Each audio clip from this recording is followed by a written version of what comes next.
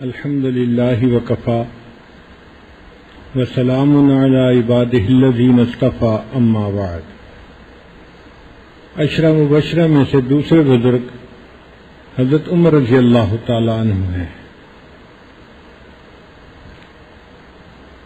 حضرت عمر رضی اللہ تعالیٰ عنہ قریش میں سے تھے اور 8ویں پشت پر ان کا سلسلہ نبی علیہ السلام کے ساتھ جا کر مل جاتا ہے، یعنی نبی علیہ السلام سے ان کی رشتہ داری بھی نکل آتی ہے۔ زمانہ جاہلیت میں عمر لانو قریش کے ایمبیسڈر کہے جاتے تھے۔ جب کسی قبیلے سے بات کرنی ہوتی، کوئی پیغام دینا ہوتا، تو اس کے لیے نمائندے کے طور پہ حضرت عمر لانو کو بھیجا جاتا تھا۔ تو حضرت عمر رضی اللہ تعالیٰ عنہ دوسرے قبائل میں جا کے قریش کی نمائندگی کرتے تھے۔ اس کی دو وجوہات تھیں، ایک تو ان کا قد کاٹ بہت اچھا تھا، پرسنالٹی باروب تھی، خوبصورت تھی، اور دوسری بات پڑھے لکھے تھے، بات کرنے کا ملکہ تھا۔ تو قریش فخر محسوس کرتے تھے کہ ہمارے قبیلے میں سے ایک ایسا آدمی بات کے لیے گیا ہے کہ جو دیکھنے میں بھی ایک بہت اچھا انسان نظر آتا ہے۔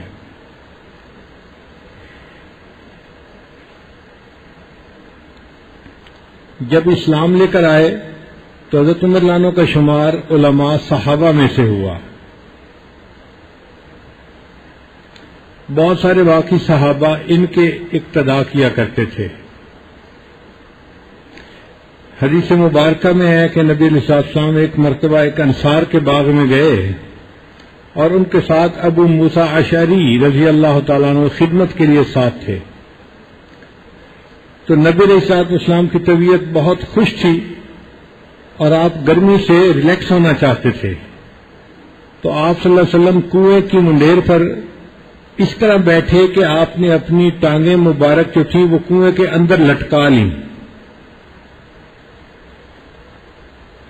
کنویں کے اندر ٹانگیں لٹکا کے بیٹھیں تو گرمی کے موسم میں تھوڑا ٹھنڈک محسوس ہوتی ہے، تو اللہ کے حبیب صلی اللہ علیہ وسلم ٹھنڈک حاصل کرنا چاہتے تھے، اس لیے اس طرح کنویں کے اندر ٹانگیں لٹکا کر بیٹھ گئے۔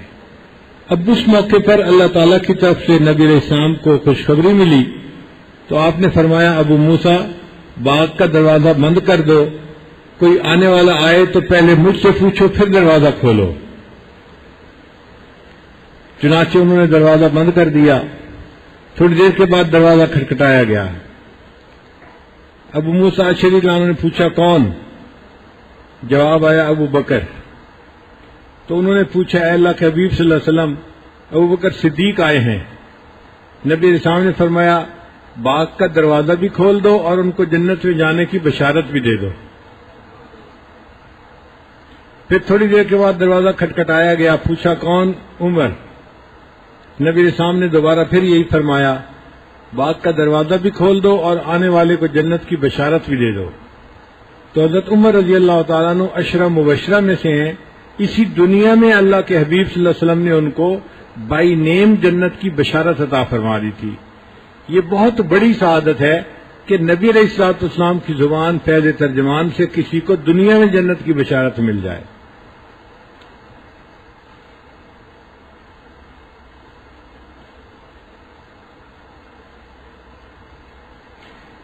ایک مرتبہ نبی علیہ السلام نے خواب دیکھا کہ جنت کا ایک محل ہے جو سونے کا بنا ہوا ہے، اور وہ ایک دریا کے کنارے پر بنا ہوا ہے، یعنی جیسے دنیا میں انسان بیچ کے اوپر گھر بناتے ہیں نا، بالکل ساحل سمندر کے اوپر، تو اس مکان کی اپنی ایک جو ہے وہ شان ہوتی ہے، تو جی بیچ کے اوپر مکان ہے۔ تو عمر لانو کا مکان دیکھا جو بالکل دریا کے کنارے پر تھا، بلکہ مکان کی کچھ سیڑھیاں پانی کے اندر تک گئی ہوئی تھیں۔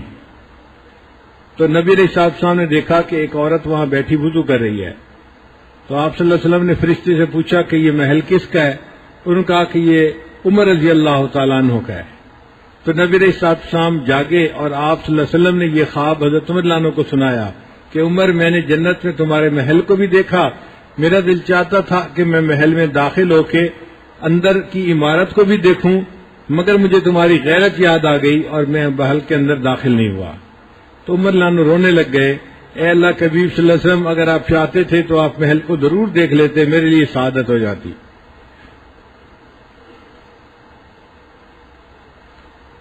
ایک دفعہ نبی علیہ الصلوۃ والسلام احد پہاڑ کے اوپر تھے کہ پہاڑ میں ہلکا سا زلزلہ محسوس ہوا، تو نبی علیہ السلام نے فرمایا، احد تو کیوں ہلتا ہے؟ تیرے اوپر ایک نبی ہے، ایک صدیق ہے اور 2 شہید موجود ہیں۔ اور پہاڑ کے اوپر ایک نبی علیہ السلام تھے جو نبی تھے، ایک ابو بکر صدیق لانو تھے جو صدیق تھے، اور ایک حضرت علی لانو اور حضرت عثمان لانو 2 صحابہ تھے، اور یہ دونوں شہید تھے۔ تو گویا ان کو زندگی میں نبی علیہ السلام کی زبان سے شہید ہونے کی بشارت نصیب ہو گئی تھی۔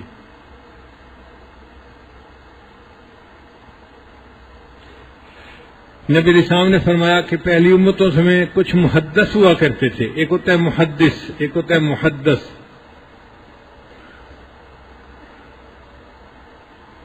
محدث کہتے ہیں جس بندے کو الہام ہو اور وہ الہام کے ذریعے سے باتیں کرے۔ تو نبی علیہ السلام نے فرمایا کہ میری امت کا محدث وہ عمر بن الخطاب ہے، اللہ تعالیٰ ان کو الہام فرماتے ہیں اور وہ الہام کی بنیاد پر باتیں کرتے ہیں۔ حضرت عمر لانو کی یہ کتنی شان ہے کہ نبی علیہ السلام نے ان کی تصدیق فرمائی، تعریف فرمائی۔ پھر نبی علیہ السلام نے فرمایا، اگر میرے بعد کوئی نبی آنا ہوتا، لو کان بعدی نبی لکان عمر، اگر میرے بعد کوئی نبی آنا ہوتا تو عمر کے اندر وہ صفات تھیں کہ ان کو نبوت کا درجہ نصیب ہوتا، لیکن اب چونکہ میں خاتم النبیین ہوں، میرے بعد کوئی نبی نہیں آئے گا۔ یہاں پر طلباء ایک سوال پوچھتے ہیں کہ نبی علیہ السلام نے حضرت ابوبکر صدیق کا نام کیوں نہیں لیا؟ حضرت مولانا یعقوب ننوتوی رحمۃ اللہ سے طلباء نے پوچھا، حضرت نبی علیہ السلام نے جو فرمایا لو کان بعدی نبی لکان عمر، تو ابو بکر کا نام کیوں نہیں لیا؟ تو مولانا یعقوب ننوتوی رحمۃ اللہ نے جواب دیا کہ دیکھو، ابو بکر صدیق لانو کو نبی علیہ السلام کے ساتھ میت کبریٰ حاصل تھی، وہ تو نبی علیہ السلام کے ساتھ تھے، جڑے ہوئے تھے، اور یہاں نبی علیہ السلام فرماتے ہیں بعدی، تو بعد میں اگر دیکھیں تو وہ تو عمر ہی بچتے ہیں، اس لیے نبی علیہ السلام نے عمر لانو کا نام لے دیا۔ نبی علیہ السلام نے فرمایا، عمر جس راستے پر چلتا ہے شیطان اس راستے کو چھوڑ دیتا ہے۔ الحق ینطلق علی لسان عمر، عمر کی زبان کے اوپر حق بولتا ہے، سچ ہوتا ہے عمر کی زبان کے اوپر۔ ایک مرتبہ کفار نے، قریش مکہ نے نبی علیہ السلام کے ساتھ بہت بدتمیزی کی۔ نبی علیہ السلام اس بات پر بہت غمزدہ تھے۔ نبی علیہ السلام کے چچا تھے حضرت حمزہ رضی اللہ تعالیٰ عنہ، وہ چچا بھی تھے لیکن چونکہ ایج گروپ ایک تھا تو نبی علیہ السلام کے دوست بھی تھے، تو نبی علیہ السلام کے ساتھ ان کا 2 طرح کا تعلق تھا، رشتے میں چچا لگتے تھے مگر آپس میں دوست تھے، ایک دوسرے سے دوستی بہت زیادہ تھی۔ حضرت حمزہ لانو شکار کھیلنے کے لیے گئے ہوئے تھے، جب واپس تشریف لائے تو لوگوں نے ان کو بتایا کہ آج ابو جہل نے نبی علیہ الصلوۃ والسلام کو بہت ایذا پہنچائی، بہت ستایا ہے۔ تو حمزہ لانو کو بہت اس پر جو ہے غصہ آیا، وہ اپنی تلوار لے کر چلے اور ابو جہل کو تلاش کیا۔ ابو جہل ایک جگہ پر کفار کے مجمع میں بیٹھا ہوا تھا، انہوں نے پوچھا کہ کیا تم نے میرے بھتیجے کو بہت تکلیف پہنچائی ہے، اور تلوار الٹی کر کے اس کے سر کے اوپر ماری۔ ایک ہوتا ہے نا تلوار کا تیز ایج، وہ تو کاٹ کے رکھ دیتا ہے، ایک اس کی دوسری سائیڈ ہوتی ہے، وہ انسان کو قتل تو نہیں کرتی لیکن اس کو زخمی کر دیتی ہے۔ تو حضرت حمزہ لانو نے سارے مجمع کے سامنے تلوار الٹی کر کے ابو جہل کے سر کے اوپر ماری، جس سے اس کا خون نکل آیا، مگر ابو جہل کہنے لگا کہ حمزہ سے بدلہ مت لینا، اگر ایسا کرو گے تو بنو ہاشم سے تمہیں لڑنا پڑے گا اور یہ لڑائی مہنگی پڑ جائے گی۔ تو انہوں نے اس کو اگنور کر دیا۔ حضرت حمزہ لانو اس کے بعد نبی علیہ السلام کے پاس آئے کہ میں جا کر اپنے بھتیجے کو خوشخبری سنا دوں۔ نبی علیہ السلام دار ارقم میں تھے تو حضرت حمزہ لانو بھی آ گئے، خوش ہو کر سامنے بیٹھے اب اپنی طرف سے تو حمزہ لانو ایک بڑا کام کر کے آئے تھے کہ انہوں نے آپ کو ستایا اور میں اس کا بدلہ لے لیا. انہوں نے پورا واقعہ سنایا کہ مجھے پتا چلا کہ آپ کے ساتھ بدتمیزی ہوئی ہے تو میں نے آپ کا بدلہ اس سے لے لیا. وہ زخمی ہو گیا, اس کا خون نکل آیا. یہ سن کر نبی علیہ الصلوۃ والسلام خاموش رہے. تو حمزہ لانو نے محسوس کیا کہ نبی علیہ السلام کو میری بات سن کے خوشی نہیں ہوئی. تو انہوں نے پوچھا, اے اللہ کے حبیب صلی اللہ علیہ وسلم, کیا آپ کو میری بات سن کے خوشی نہیں ہوئی؟ تو نبی علیہ السلام نے فرمایا, نہیں, مجھے کوئی خوشی نہیں ہوئی. خوشی تو مجھے تب ہوگی جب تو کلمہ پڑھ کے مسلمان ہو جائے گا. تو حضرت حمزہ لانو نے اسی وقت کلمہ پڑھا اور وہ مسلمان ہو گئے. تو یہ 39ویں مسلمان تھے. اب حمزہ لانو کا اسلام قبول کرنا ایک بڑی بات تھی. معاشرے میں ان کا وقار تھا, ان کی عزت تھی, ان کا احترام تھا, اور کفار کی نظر میں ایک ایسے اہم آدمی کا مسلمان ہو جانا مسلمانوں کی بڑی تقویت تھی. اب یہ واقعہ سارا پورے مکہ مکرمہ کے اندر گردش کر رہا تھا کہ جی حمزہ نے یہ کیا اور ابو جہل کو مارا اور یہ ہوا اور وہ ہوا. یہ بات جب عمر لانو کو پہنچی تو وہ بڑے حیران ہوئے کہ یہ روز روز کا کیا قصہ ہے. چلو میں اٹھتا ہوں اور میں جا کے مسلمانوں کے پیغمبر ہی کو قتل کر دیتا ہوں. نہ رہے بانس نہ بجے بنسری, نہ وہ بتوں کے خلاف باتیں کر سکیں گے اور نہ کوئی جھگڑا ہوگا آپس میں. چنانچہ وہ اپنی تلوار, اپنی کمان اور اپنا نیزہ تینوں چیزیں لے کر نکلے کہ پتہ نہیں لڑائی کا انداز کیا ہوگا, میں تینوں چیزیں لے لیتا ہوں. اور غصے میں تھے اور وہ چاہتے تھے کہ کہیں نبی علیہ الصلوۃ والسلام کو دیکھیں اور آپ صلی اللہ علیہ وسلم کو شہید کر دیں. اللہ کی شان دیکھیں کہ ایک اور جو ہے صحابی تھے, ان سے ملاقات ہوئی, سلام دعا ہوئی. ان کو پوچھا, عمر غصے میں نظر آتے ہیں؟ ہاں میں غصے میں ہوں. کیا ہوا؟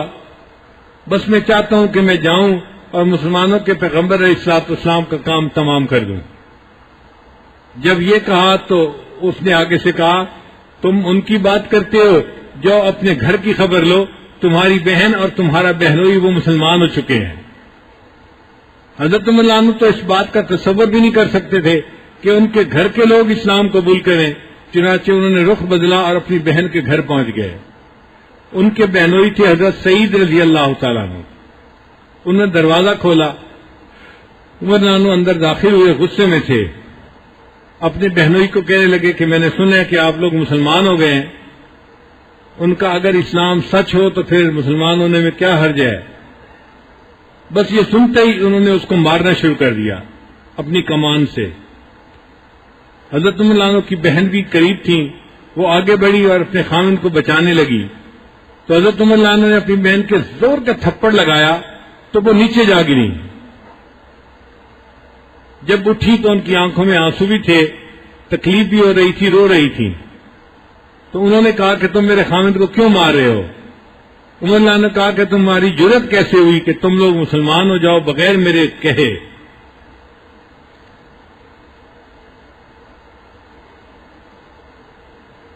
عمر لانو بہت غصے میں تھے.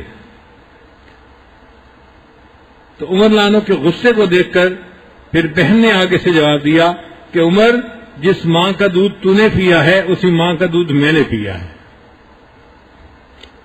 تم میرے جسم سے جان تو نکال سکتے ہو, میرے دل سے ایمان کو نہیں نکال سکتے. ان کا نام تھا فاطمہ, وہ بھی عمر لانو کی بہن تھی, وہی خون تھا. انہوں نے ایسا جواب دیا کہ جس جواب کو سن کر عمر لانو کے کیفیت ہی بدل گئی.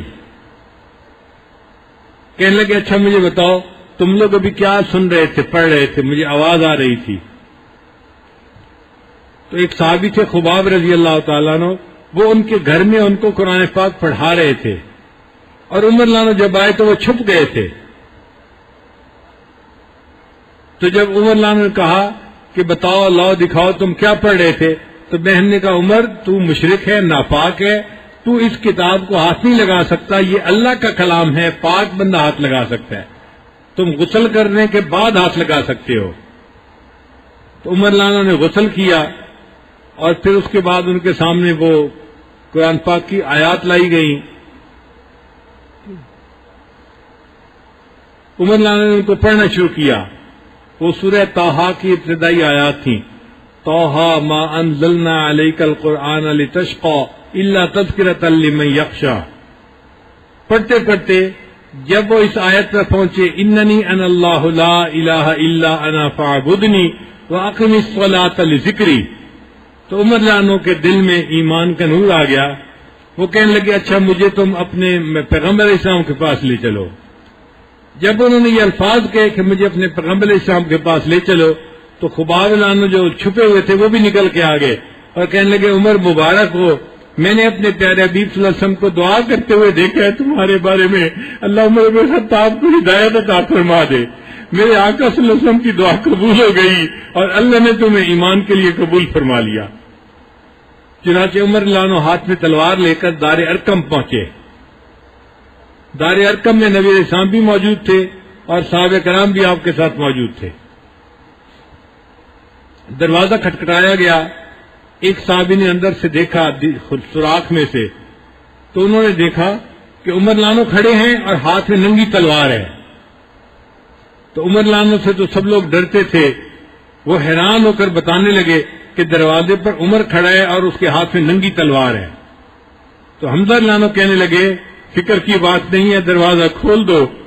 اگر اچھی نیت سے آیا ہے تو اس کا آنا اللہ قبول کریں گے، اور اگر کوئی اور ارادہ لے آیا ہے تو میں اسی کی تلوار سے اس کی گردن کو اڑا کے رکھ لوں گا. کیونکہ حمزہ لانو بھی بہت بہادر تھے. اللہ کے حبیب صلی اللہ علیہ وسلم نے ان کو سید الشہداء کا خطاب عطا فرمایا.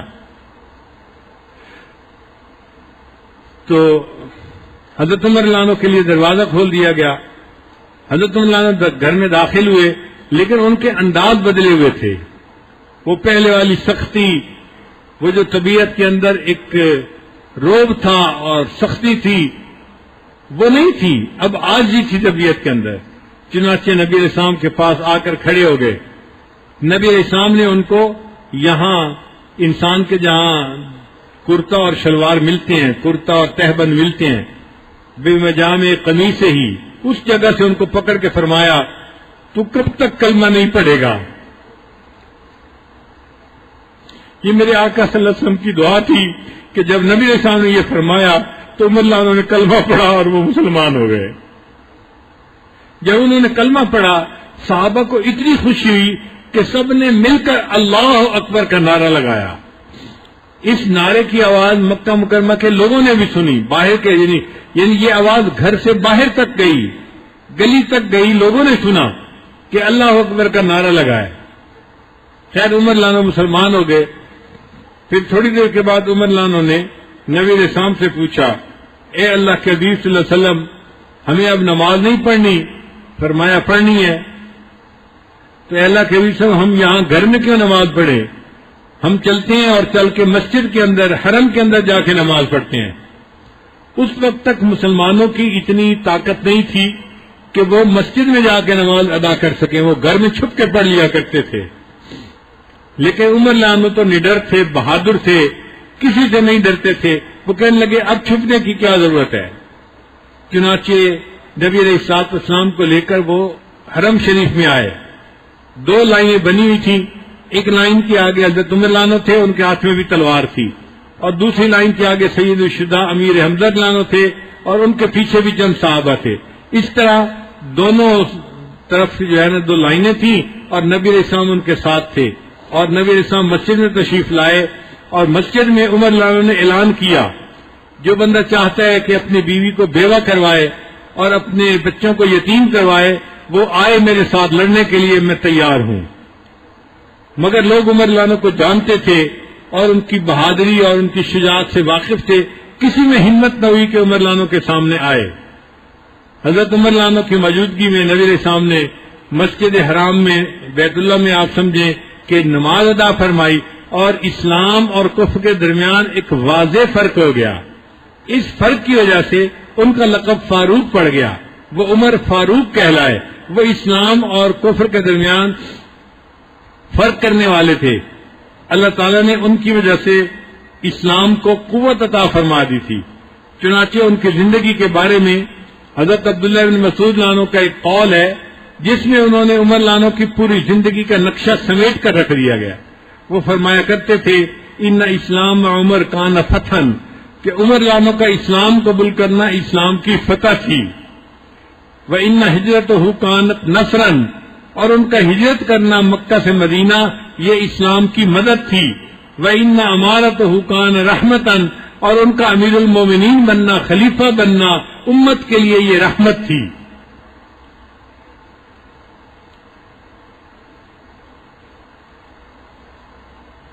نبی علیہ السلام نے ایک مرتبہ خواب دیکھا کہ ایک کنواں ہے اور اس کنویں سے میں ڈول پانی کے کھینچ رہا ہوں اور آگے زمین کو سیراب کر رہا ہوں. فرماتے ہیں کہ میں جب ڈول کھینچ کھینچ کے تھک گیا تو ابو بکر نے مجھ سے ڈول لے لیا. پھر اس نے بھی چند ڈول کھینچے مگر وہ بھی بہت تھکا ہوا تھا اور اس کو کھینچنے میں مشقت پیش آ رہی تھی. فرماتے ہیں کہ پھر اس سے عمر نے ڈول لے لیا اور عمر نے ڈول کو اتنا اچھا کھینچا اور اتنا تیز پانی نکالا کہ زمین کو جل تھل کر دیا. تو نبی علیہ السلام نے فرمایا کہ میرے اس خواب کا یہ مفہوم ہے کہ دین کا کام میں نے بھی کیا ہے، میرے بعد ابو بکر کرے گا، مگر ابو بکر کے دور خلافت میں دین اسلام ذرا کم پھیلے گا کیونکہ اندر کے فتنوں کو جو ہے وہ روکنا ہوگا. تو ابو بکر صدیق رانو کو یہ کام زیادہ کرنا پڑے گا. جیسے ابو بکر صدیق جب خلیفہ بنے تو کچھ مسلمان مرتد ہو گئے تھے، بعض مانعین زکوٰۃ تھے جنہوں نے زکوٰۃ دینے سے انکار کر دیا تھا، اور کچھ نئے جو ہے وہ جھوٹے نبی بھی پیدا ہو گئے تھے جنہوں نے نبوت کا دعویٰ کر دیا تھا، مسیلمہ کذاب جیسے، تو ان کے ساتھ لڑنا پڑ گیا. تو ابو بکر صدیق لانو کو اپنی جماعت کو مضبوط کرنے کے لیے اندر مصروف رہنا پڑا. لیکن جب حضرت عمر لانو خلیفہ بنے، اللہ تعالیٰ نے ان کو مضبوط جو ہے وہ قوت عطا فرمائی تھی، انہوں نے اسلام کو پھیلانے پہ زور دیا اور ان کی وجہ سے اللہ نے کیسر اور کسرا کے تاج تخت جو تھے وہ عمر لانو کے قدموں میں لا کر ڈال دیے. حتیٰ کہ انہوں نے بیت المقدس کو بھی فتح کیا.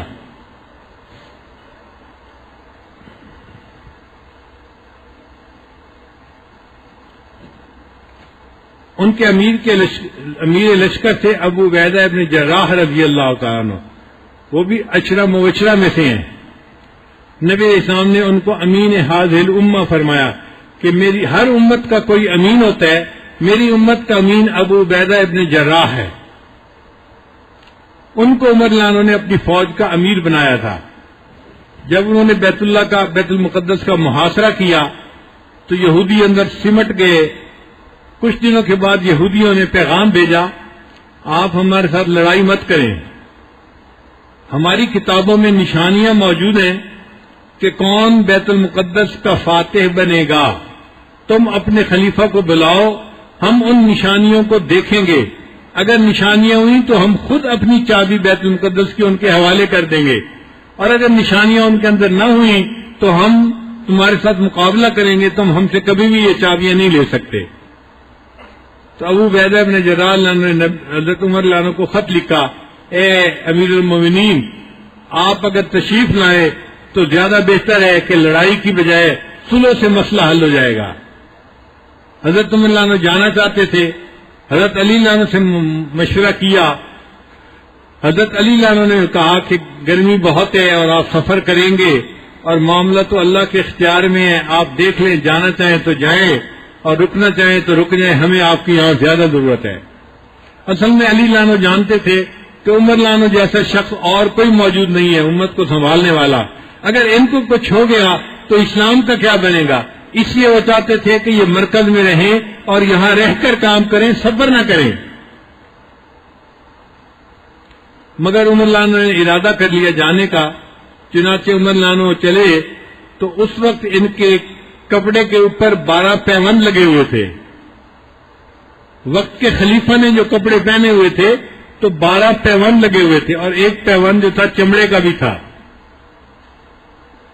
اور ان کے پاس ایک اونٹنی تھی، وہ بڑی کمزور سی تھی. انہوں نے ایک غلام کو ساتھ لیا اور چلنے لگے.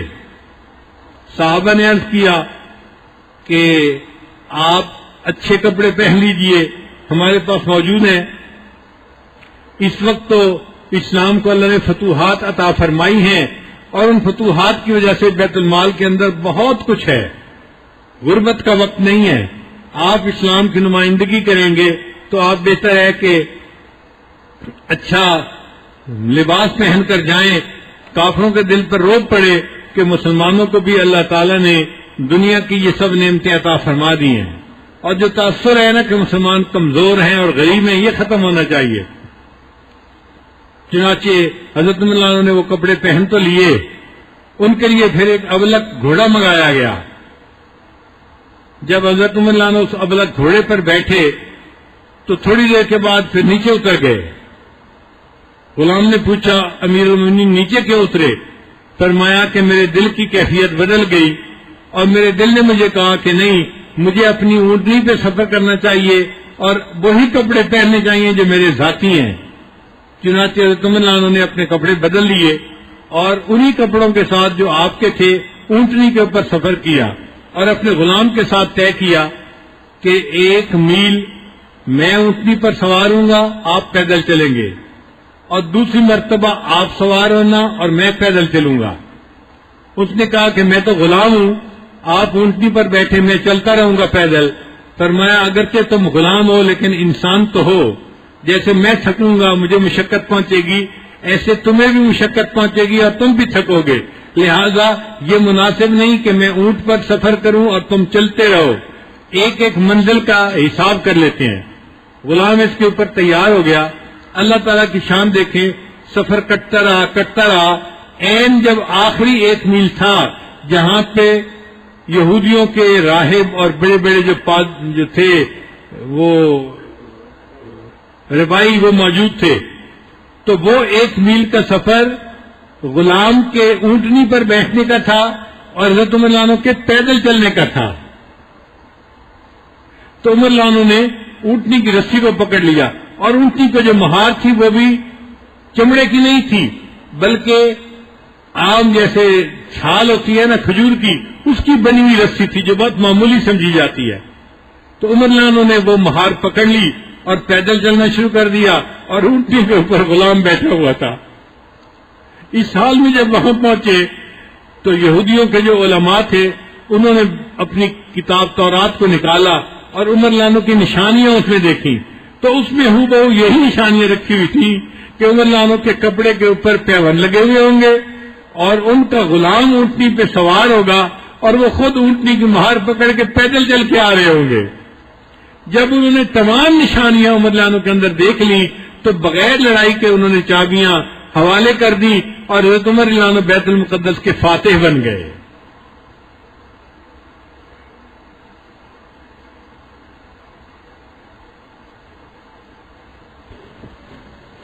زمانے جاہلیت میں حضرت عمر عنہ ایک مرتبہ شام گئے. اب وہاں کوئی ایسا سلسلہ بنا کہ آپ قافلے سے جدا ہو گئے. قافلے سے جدا ہونے کے بعد آپ نے قافلے کو بڑا ڈھونڈا مگر قافلہ نہیں ملا، تو آپ تھک ہار کر ایک مکان کی دیوار کے سائے کے اندر بیٹھ گئے. آپ اس مکان کی دیوار کے سائے کے اندر بیٹھے ہوئے تھے. ایک بوڑھا یہودی آیا اور اس نے آ کے پوچھا نوجوان تم کون ہو؟ تو بتایا کہ میں مکہ سے آیا ہوں اور قریش خاندان میں سے ہوں. اس نے پوچھا نام کیا ہے؟ فرمایا میرا نام عمر ہے. والد کا نام کیا ہے؟ اس نے کہا خطاب ہے. اس نے پھر ان کے چہرے کو دیکھا غور سے دیکھا تو عمر عنہ نے فرمایا تم مجھے اتنا غور سے کیوں دیکھ رہے ہو؟ اس بوڑھے نے ایک کاغذ آگے کیا اور یہ کہا کہ یہ بتاؤ کہ جب تم اس علاقے کے بادشاہ بنو گے مجھے لکھ کے دو کہ تم مجھے ٹیکس معاف کر دو گے. حضرت عمر عنہ حیران ہوئے. وہ کہنے لگے دیکھو بھائی میں مکہ کا بادشاہ نہیں ہوں اور میری ایسی حیثیت بھی نہیں کہ میں عرب کا بادشاہ بنوں، اور یہ شام تو دوسرا ملک ہے، یہاں کا بادشاہ میں کیسے بن سکوں گا؟ اس نے کہا جی بن سکیں گے یا نہیں بن سکیں گے اس بات کو آپ چھوڑ دیں، میں تو یہ پوچھ رہا ہوں اگر آپ بنیں گے تو مجھے ٹیکس کی چھوٹ پر دستخط کر کے دے دیں. تو عمر عنہ نے تحریر لکھ کر دستخط کر کے دے دیے کہ اس بندے کو ٹیکس معاف کر دیا جائے گا. اللہ کی شان دیکھیں کہ جب بیت المقدس فتح ہوا تو اس کے گرد کا وہ علاقہ جس میں عمر لانو نے خط لکھا تھا وہ بھی فتح ہو چکا تھا. تو عمر لانو جب وہاں آئے تو اس وقت وہ بوڑھا آیا اور اس کے پاس ایک گٹھڑی تھی, اور اس گٹھڑی کے اندر اس نے ایک چادر کے کونے میں وہ رکا لکھا ہوا تھا. اس نے وہ رکا نکال کر حضرت عمر لانو کو دیا اور کہا کہ دیکھیں یہ آپ کے دستخط ہیں, آپ نے فرمایا تھا مجھے ٹیکس معاف ہوگا, اب آپ میرے ٹیکس کو معاف کر دیں. عمر لانو کی آنکھوں میں سے آنسو آ گئے کہ میں سوچ بھی نہیں سکتا تھا اللہ مجھے اس وقت جو ہے دنیا میں یہ شاہی عطا فرمائیں گے. یہ اسلام کی عظمت ہے کہ اللہ نے اس کے صدقے مجھ جیسے بندے کو وقت کا امیر المومنین بنا دیا.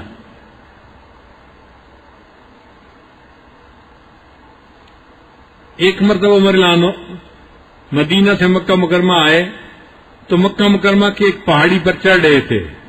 دوپہر کا وقت تھا اور آپ کے ساتھ بہت ساری فوج تھی. ایک جگہ آپ جا کر کھڑے ہو گئے اور آپ کے کھڑے ہونے کی وجہ سے فوج بھی کھڑی ہو گئی. اب گرمی کی شدت ہے اور سب دھوپ میں کھڑے ہیں, اور کیوں کھڑے ہیں یہ سمجھ نہیں آ رہی. تو جو قریب لوگ تھے انہوں نے کہا امیر المومنین آپ کے کھڑے ہونے کی وجہ سے پورا لشکر دھوپ کے اوپر کھڑا ہے اور لوگوں کو پسینے کی وجہ سے دقت ہو رہی ہے, تنگی ہو رہی ہے, آپ چلیں تاکہ لشکر چل پڑے. آپ بتائیں آپ کیوں یہاں کھڑے ہیں؟ عمر لانو نے بتایا کہ میں اس لیے کھڑا ہوں کہ میں اس وادی کو دیکھ رہا ہوں. میں زمانہ جاہلیت میں جب نوجوان تھا تو اونٹ چرانے کے لیے اس وادی میں آیا کرتا, اور مجھے اونٹ چرانے کا طریقہ نہیں آتا تھا. میرے اونٹ خالی پیٹ گھر واپس جاتے تو میرا والد خطاب مجھے کوستا تھا, مجھے مارتا تھا, مجھ سے ناراض ہوتا تھا اور کہتا تھا عمر تو کیا زندگی گزارے گا, تجھے اونٹ بھی چرانے نہیں آتے. میں اپنے اس وقت کو یاد کر رہا ہوں جب عمر کو اونٹ چرانے نہیں آتے تھے, اور آج اس وقت کو یاد کر رہا ہوں جب اسلام اور قرآن کی برکت سے اللہ نے عمر کو امیر المومنین بنا دیا ہے.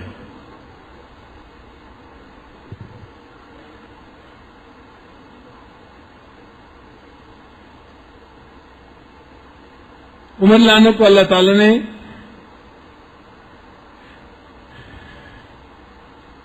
ایسی قبولیت عطا فرمائی تھی کہ آپ کا حکم ہوا, پانی, زمین ہر چیز کے اوپر چلتا تھا. اس کو کہتے ہیں مقام تسخیر. تو عمر لانو کو اللہ تعالی نے مقام تسخیر عطا فرمایا تھا. حدیث پاک میں ہے کہ مدینہ طیبہ میں کھڑے تھے, زمین میں زلزلہ آیا, ہلنے لگی, تو عمر لانو نے زمین کے اوپر پاؤں مارا اور کہا اے زمین تو کیوں ہلتی ہے, کیا عمر نے تیرے اوپر عدل قائم نہیں کیا؟ پاؤں مارنے سے زمین رک گئی, زلزلہ ختم ہو گیا. یعنی زمین نے بھی ان کی بات کو مان لیا. پھر ایک مرتبہ عمر لانو جمعے کا خطبہ دے رہے تھے. خطبے کے دوران انہوں نے فرمایا یا ساریہ الجبل, اے ساریہ پہاڑ کی طرف دھیان رکھنا. ساریہ ایک صحابی تھے, وہ اسلامی لشکر کے اندر گئے ہوئے تھے اور اپنے یعنی گروپ کے امیر تھے. وہ سینکڑوں میل مدینہ سے دور تھے. اللہ کی شان کہ ان کو یہ آواز سنائی دی, عمر لانو کی آواز پہنچی کہ پہاڑ کی طرف کا دھیان رکھنا.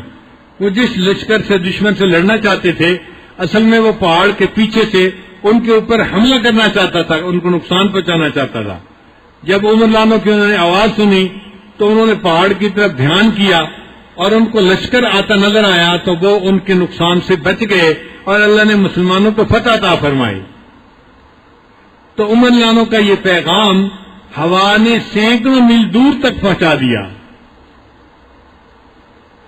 ہوا بھی ان کا حکم مانتی تھی, زمین بھی حکم مانتی تھی, پانی بھی حکم مانتے تھے. چنانچہ عمر بن عاص نے جب مصر کو فتح کیا تو مصر میں ایک دریا ہے جس کو دریائے نیل کہتے ہیں. دریا نیل میں ہر سال پانی خشک ہو جاتا تھا, ایک ایسا وقت آتا تھا اور دوبارہ چلنے کے لیے مقامی لوگ ایک نوجوان لڑکی کو پانی کے اندر ڈالتے تھے اور نظر پوری کرتے تھے اور پھر دوبارہ پانی چلتا تھا. اب جب پانی چلنے کا وقت آیا تو لوگوں نے عمر بن عاص سے پوچھا کہ حضرت آپ بتائیں اب ہم کیا کریں, عمر بن عاص نے حضرت عمر عنہ کو خط لکھا، امیر المومنین یہاں پر یہ ایک رسم ہے کہ یہ ایک لڑکی کو پانی میں ڈالتے ہیں اور تب پانی چلتا ہے، ہم مسلمان ہیں، ہم ان رسوم پہ عمل نہیں کر سکتے، ہمیں بتائیں ہم کیا کریں۔ عمر عنہ نے ایک چھوٹا سا پرچہ لکھا، خط لکھا دریائے نیل کے نام، اے دریائے نیل اگر تو اپنی مرضی سے چلتا ہے تو نہ چل، اور اگر اللہ کی مرضی سے چلتا ہے تو امیر المومنین عمر تجھے حکم دیتا ہے کہ تو چلنا شروع کر، اور ساتھ پیغام دیا کہ میرے اس خط کو دریائے نیل کے پانی کے اندر ڈال دیا جائے۔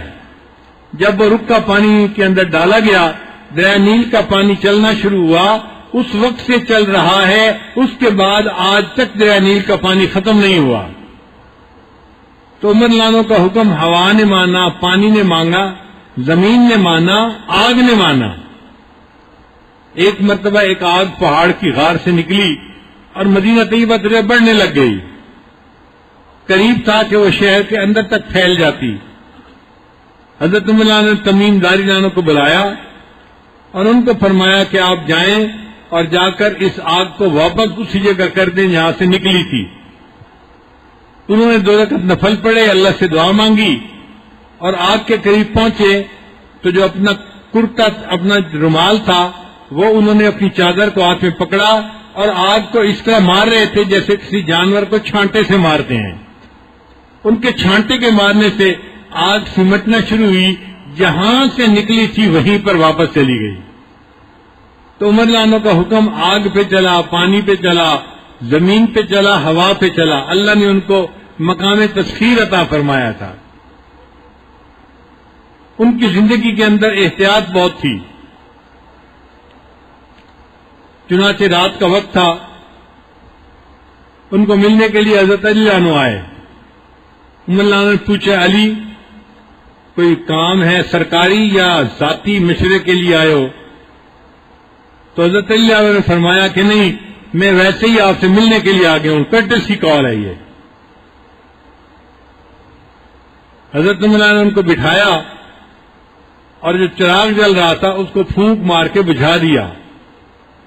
اب حضرت علی عنہ بڑے حیران ہوئے، عمر مہمان کے آنے پر چراغ جلاتے ہیں، چراغ بجھاتے تو نہیں ہے، آپ نے بجھایا کیوں؟ عمر نے جواب دیا، بھائی علی آپ نے بالکل ٹھیک کہا ہے، مہمان کے آنے پہ چراغ جلاتے ہیں، مگر مسئلہ یہ ہے آپ ذاتی ملاقات کے لیے آئے ہیں، ہمیں زیب نہیں دیتا ہم ذاتی ملاقات کرتے رہیں اور بیت المال کے پیسے کا تیل جلتا رہے، اس لیے میں نے چراغ بجھا دیا۔ ہم نے ذاتی باتیں کرنی ہے، ہمیں بیت المال کے پیسے کو استعمال کرنے کی اب اجازت نہیں ہے۔ اتنا احتیاط فرمایا کرتے تھے بیت المال کے معاملے میں۔ ایک مرتبہ بہت سارا غنیمت کا مال آیا اور اس میں بہت سارا عطر تھا، خوشبو تھی جس کو تقسیم کرنا تھا۔ تو عمر عنہ کی بیوی نے کہا کہ امیر المومنین اس کو میں تقسیم کر دیتی ہوں عورتوں میں۔ فرمایا کہ نہیں، تم نہ کرو، کوئی اور عورت کرے۔ تو بیوی نے پوچھا کہ آخر کیا وجہ ہے؟ یہ کام میں بھی تو کر سکتی ہوں، میں بالکل برابر برابر تقسیم کروں گی سب عورتوں میں۔ عمر نے کہا تم برابر برابر تو تقسیم کرو گی، لیکن تقسیم کے وقت جو خوشبو تم خود سونگے گی، میں نہیں چاہتا کہ میری بیوی بیت المال سے یہ خوشبو بغیر وجہ کے سونگے۔ اتنی احتیاط تھی بیت المال کے معاملے میں۔ اس کی وجہ سے اللہ رب العزت نے ان کی ذات میں ایسی برکتیں عطا فرمائی تھیں، ان کے ہاتھ پہ اسلام پھیلتا چلا گیا اور وہ اسلام کے پھیلانے والے بن گئے۔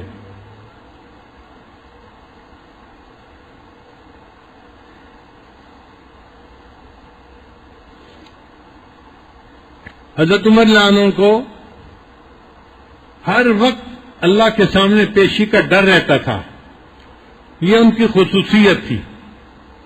چنانچہ انہوں نے ایک آدمی کو رکھا ہوا تھا اور اس آدمی کی ڈیوٹی کہ تم میرے ساتھ رہنا اور موقع ڈھونڈ ڈھونڈ کے موت کا تذکرہ کرتے رہنا تاکہ ہمیں موت یاد رہے۔ تو وہ آدمی ساتھ ہوتا تھا اور بات چیت کے دوران کوئی نہ کوئی پوائنٹ نکال کے وہ موت کا تذکرہ چھیڑ دیتا تھا۔ ایک دن عمر عنہ نے اس کو فارغ کر دیا اور کہا کہ اب آپ کسی دوسری ڈیوٹی کو سنبھال لیں۔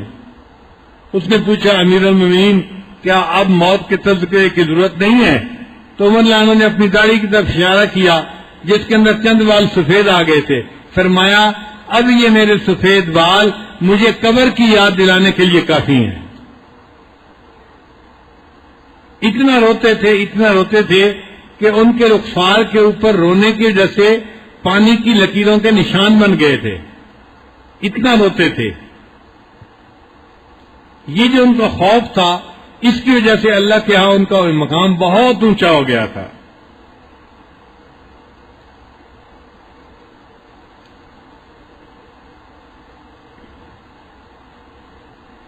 ایک مرتبہ انہوں نے حذیفہ لانا کو بلوایا اور فرمایا حذیفہ مجھے پتہ ہے کہ نبی علیہ السلام نے آپ کو منافقین کے نام بتائے اور یہ بھی پتہ ہے کہ نبی علیہ السلام نے منع کر دیا تھا کہ منافقین کے نام کسی اور کو نہ بتانا. حذیفہ میں آپ سے منافقین کے نام نہیں پوچھتا, صرف اتنا بتا دے کہ کہیں عمر کا نام تو ان میں شامل نہیں ہے. آپ اندازہ لگائیے اتنا تقویٰ تھا, اتنی نیکی تھی, اتنی طبیعت کے اندر جو ہے وہ اللہ کے ہاں قبولیت تھی, اور پھر ڈر اتنا تھا کہ منافق ہونے کا شبہ ہوتا تھا. حذیفہ مجھے اتنا بتا دو کہ میرا نام تو شامل نہیں ہے. تو حذیفہ نے بتا دیا کہ نہیں, آپ کا نام اس میں شامل نہیں ہو سکتا.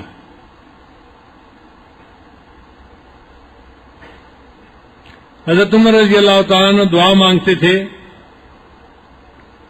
اے اللہ میرے باطن کو میرے ظاہر سے بہتر کر دے اور میرے باطن کو اللہ نیک بنا دے. اللہم اجعل سریرتی خیرا من علانیتی, میرے من کو میرے تن سے زیادہ بہتر کر دے اور میرے من کو اللہ نیکی تقوی والا بنا دے. اور اللہ تعالیٰ نے ان کو ایسی زندگی عطا فرمائی تھی. ایک مرتبہ سفر میں تھے تو رات کو کھلی جگہ کے اوپر سو گئے. تہجد کے وقت آنکھ کھلی تو عمر لانا نے آسمان کے اوپر چاند کو چمکتا ہوا دیکھا. 14ویں کا چاند چمک رہا تھا. جب عمر لانوں کی نظر آسمان کے چاند پر پڑی تو ان کو مدینہ کا چاند یاد آ گیا. نبی اسلام کی یاد دل میں آ گئی. انہوں نے دعا مانگی, اللہم ارزقنی شہادتا فی سبیلک وجعل قبری فی بلد حبیبک. اے اللہ مجھے اپنے محبوب کے شہر میں شہادت عطا فرما اور ان کے شہر میں میری قبر بنا دیجیے. اپنے راستے میں شہادت عطا فرما اور محبوب کے شہر میں میری قبر بنا دیجیے. اللہ تعالیٰ نے عمر لانو کی دعا کو قبول کر لیا. چنانچہ ایک مرتبہ عمر لانو فجر کی نماز پڑھانا چاہتے تھے. ایک دشمن جو تھا وہ قریب تھا کہیں, اس نے عمر لانو کو چاقو کے وار کیے. خنجر اس کے ہاتھ میں تھا, اس نے عمر لانو کے اوپر چاقو کے وار کیے تو آپ زخمی ہو گئے اور گر پڑے. جب گر پڑے تو صحابہ کرام نے نماز نہیں چھوڑی. ایک اور صحابی آگے بڑھے اور انہوں نے نماز کی امامت کروائی.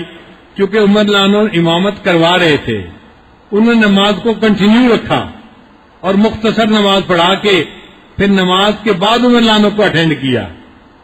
اس لیے شریعت کا یہ مسئلہ ہے کہ جب کوئی امام امامت کروانے لگے تو جو علماء ہوں ان کو امام کے فوراً پیچھے کھڑا ہونا چاہیے, تاکہ اگر امام کو کوئی مسئلہ پیش آ جائے, ہارٹ اٹیک ہو, کوئی اور معاملہ ہو, تو پیچھے والا بندہ مسلمانوں کی نماز کی قیادت کر سکے اور ان کی عبادت پوری ہو جائے. آپ اندازہ لگائیے اللہ تعالیٰ کی نظر میں نماز کا کیا مرتبہ ہے کہ عمر لانو جیسی شخصیت پر حملہ ہوا, وہ زخمی پڑے ہیں اور ان کا خون بہ رہا ہے, مگر مسلمان پہلے نماز مکمل کرتے ہیں, بعد میں ان کو ہاتھ لگاتے ہیں.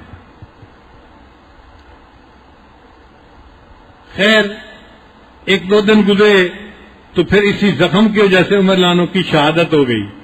اپنی شہادت سے پہلے انہوں نے اپنے بیٹے کو بلایا, ان کا نام تھا عبداللہ ابن عمر لانو, اور بلا کر کہا کہ عبداللہ جب میری روح نکل جائے مجھے جلدی نہلا دینا, کفنا دینا اور جلدی مجھے قبر میں اتار دینا۔ ان کا بہت اچھا۔ پھر تھوڑی دیر کے بعد پھر یہی کہا، جب میری روح نکل جائے مجھے جلدی نہلا دینا، کفنا دینا اور مجھے جلدی قبر کے اندر اتار دینا۔ ان کا کہ ابا جان ہم ایسے ہی کریں گے۔ جب تیسری مرتبہ کہا تو عبداللہ ابن عمر نے سوال کیا، ابا جان ہم جلدی کریں گے کفن دفن میں، مگر آپ بار بار کیوں ایسا کہہ رہے ہیں؟ جب انہوں نے پوچھا کہ آپ ہمیں بار بار ایسا کیوں کہہ رہے ہیں، عمر لانو نے عجیب جواب دیا۔ عمر لانو نے فرمایا، بیٹا میں جلدی کے لیے اس لیے کہہ رہا ہوں، اگر اللہ مجھ سے راضی ہوئے تو تم مجھے جلدی اللہ سے ملا دینا، اور اگر اللہ ناراض ہوئے تو جلدی میرا بوجھ اپنے کندھے سے نیچے اتار دینا۔ عمر کے انجام کو تو اللہ بہتر جانتا ہے۔ آپ اندازہ لگائیے ان کے دل میں کتنا اللہ کا خوف ہوگا۔ یہ وہ ہستیاں تھیں جنہوں نے نبی علیہ السلام کی زبان مبارکہ سے جنت کی بشارت پالی تھی، اس کے باوجود اتنا ڈرتے تھے۔ اگر اللہ مجھ سے راضی ہیں تو مجھے جلدی اللہ سے ملا دینا، اور اگر مجھ سے ناراض ہیں تو جلدی میرا بوجھ اپنے کندھوں سے اتار دینا، اور عمر کے انجام کو تو اللہ ہی بہتر جانتا ہے۔